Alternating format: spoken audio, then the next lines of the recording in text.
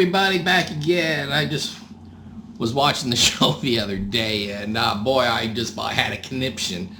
Oh, and then everybody's talking about, so I had to go and talk about this real quick, because I mean, I'm just about ready to, my head's about ready to explode there. I mean, seriously. Okay, so the deal was with Asuela, and he's getting shaken down by his family. Now, Big Ed said, oh, I was shaken down by Rose's sister. Ed, I have no words for this. Ed, $50 is not a shakedown. If they put you in the corner and started telling you to send them $500 a month or you're not going to marry their daughter, that's a shakedown. Ed, if they told you, can you buy us beds, if you can buy us fans, and constantly do not stop talking about stuff that you need to buy them, that's a shakedown. $50 is not a shakedown. My God, Ed, you're about annoying. I mean, I'd rather just kick my foot through that $8 TV set I have. God, irritating me there. But Asuela went over and talked to his mother, and mother wants $1,000. That's a shakedown. So I was like, you know what? I'm going to look it up. Because I want to know if this is like a fake storyline or if this is reality. The truth is, it's reality in Samoan culture. I mean, seriously, I didn't know that much, because I do know Chamorros, Carolinians. They're from the Carolinian Islands in the South Pacific, by the way. People from Yap, Pohnpei. So I knew a multi group from the South Pacific, and I never heard anybody talking about sending money back to them. But I do know that they did take care of the family. The only thing I heard was a lot of them talking about how much food stamps they got and bragging about it. Okay, I don't really care because food's really expensive in the area. So when they did this, and I'm just about ready to just snap, because I mean, I had 2 or 3 people shaking me down in the Philippines, trying to tell me, I mean, I have a major hangover. I had like 25 shots one night. Next morning, I went to meet the girl's family, and I'm about ready to throw up and need to go to the bathroom because I'm sick, and they want to sit there and talk money and how much money I'm going to send them. And all I'm thinking is, where's the bathroom? Because I'm going to throw up right now. But I looked it up on Google, and Google basically said that 20% of the GDP in Samoa is from people sending money home every month to Samoa. And they were talking about one woman that she sends 20% of her income back to Samoa every month because it's expected. Okay, with that said and done, we'll leave it at that.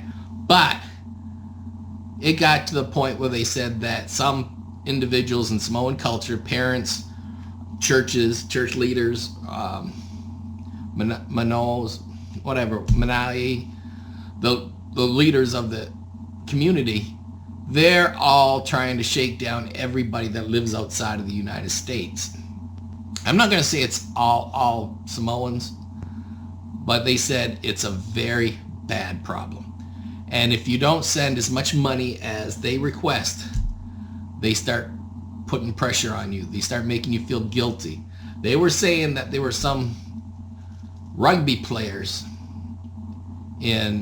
around the world that made it big, because rugby is very popular in Samoa. And Fiji, it's the national sport. Samoa is the national sport in Samoa. Anyway, so they said that a lot of these rugby stars make it big time, go international, and wind up committing suicide because they don't make enough money to send all their money home to their families. So it winds up being high pressure, and it's to the point where some individuals cannot say no to their family. It's very bad. I'm saying extremely, extremely bad. So this is probably a true storyline. And a lot of them cannot say no to their family. I remember it's that bad in the Philippines too.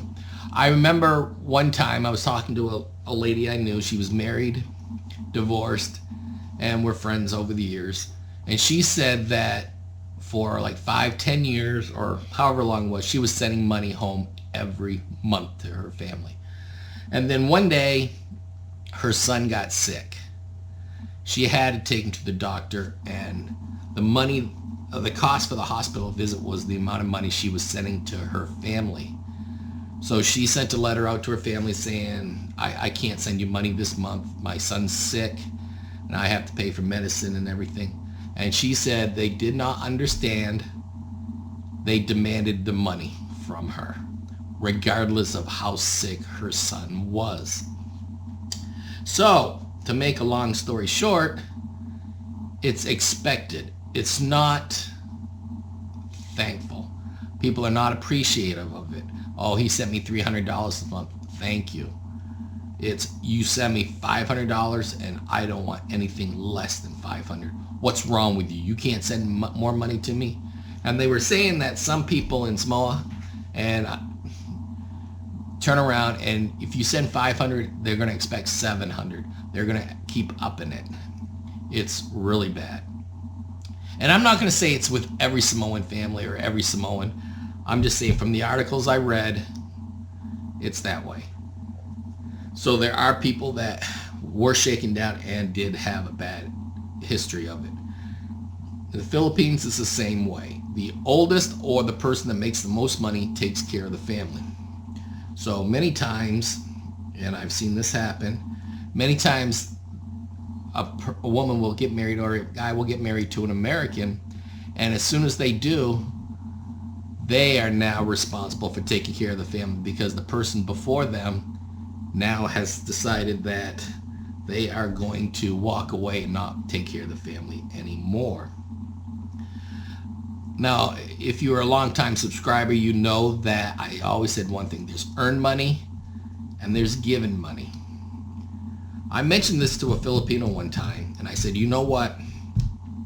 If you go save up money like $100, $200 a month, don't send it to your family. They're going to be angry with you during this time. But when you show up, you buy 2 or 3 mopeds or motorbikes with sidecars on it, motos, trikes, what is the name of the Philippines. You buy 2 or 3 of those, and your brothers or cousins now have jobs. And you give them to them, but they have to pay you back for the trike, and then you buy another one for another relative when it gets paid. And this way, those 3 now are making, just say $15 a day. That's $450 a month. You no longer have to pay that money to your family because now they're making $1,300 a month. And when I said that to this guy, he was like, wow, I never thought of it that way. I said, this is how you make money. You give them the assets to create money. And when they create the money, you no longer have to send it to them, so it's not expected. And they were like, wow. He goes, that really is an eye-opener. He goes, I really never thought of that way. If I go and I buy something for them and then they make money from what I bought, I don't have to worry. Send my money to them. I can save more money. I said, yes, you can save more money, and then you might be able to help 3 brothers out, or 3 cousins, or your sister, or whoever you want to do it to. This will work out better for you in the long run. And he said, thank you very much. So,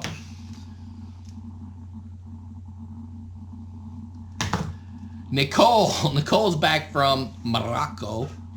And there's 2 things there's something I've noticed here. One is she's not mentioning Azan at all since she's been back. 1. And 2, she has not showed any pictures or video of her and Azan at all. Which says 1 or 2 things. Either they're over and she's really disappointed about what happened between them 2 during the last 5 months, or she's filming. One of the 2. Because You look at it this way. Nicole has a very big mouth, and she loves bragging about her and Azan. Why hasn't she posted one picture? Why hasn't she posted any video of them two together during the last 6 months? Why isn't she talking nonstop about him? Instead, she's showing pictures of her and May, which is good. But she has shown more pictures in one day of her and May than she did in 5 months of her and Azan. So it makes me wonder if they're really over or if they're filming. If they're filming, she had to do all the filming herself, or they had a local crew that may have been able to come over. Who knows? But we'll find out probably in the next few months, because I do know that Darcy's got her show started already, and I don't want to watch that. And then someone asked Pow, are you coming back? And Pow was like, yes, I'm coming back. I'm the OG, original gangster. Yeah, right. No, Pow, no one wants to see you anymore. Your time has come and gone. Paul and Karine are having their fights. Karine apparently moved out, is living with someone else, living with another man, and out of state, by the way. And who knows what's really happening with him too. Paul has put up a thing saying he needs a miracle. So then we got Maliza, I think it's Tim, or whatever his name is. Maliza, and I think it's Tim. Tim looks like Beetlejuice pretty much. I mean, or Lerch. I mean, his face is so white, and he's got these round little panda eyes. Dude, what's wrong with you? Go outside and get some sunlight.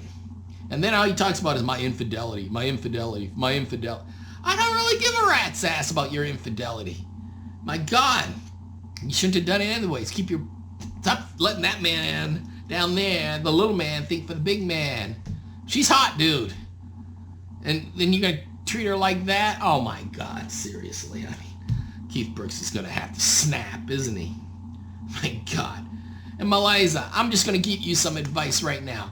Dump that zero and get with a hero. You don't need that. My God. You and I can go places and travel and see everything. My goodness. Oh, jeez. Oh, and by the way, I heard that Azan's sister, Wafa, is going to go out and try to, reportedly, I'm not sure, she's going to tell the truth about Nicole. I know Wafa really doesn't particularly care for Nicole at all. And there's some other individuals in Morocco that are ready to spill the beans. Call me. Call me. So, Nicole, just come out and tell the truth. You filming or not filming? Are you with Azan or not with Azan? The truth shall set you free. You go to Colombia. You go to Dominican Republic. You know, go Krogering for some more eggplants. Go down to Dominican Republic. You know, they got eggplants galore for you, Nicole. The truth shall set you free. Thank you. Juliana just posted in a few minutes ago that she was in Miami living the good life without Michael's money and no credit cards. So many people are wondering what's going on with that relationship. And she did say about 5 months ago she was doing all the work in the house. Just saying. But a lot of people are speculating why she's in Miami by herself. Could be doing modeling, but she didn't say anything, and people were wondering what was the bandage on her hand. Inquiring minds want to know.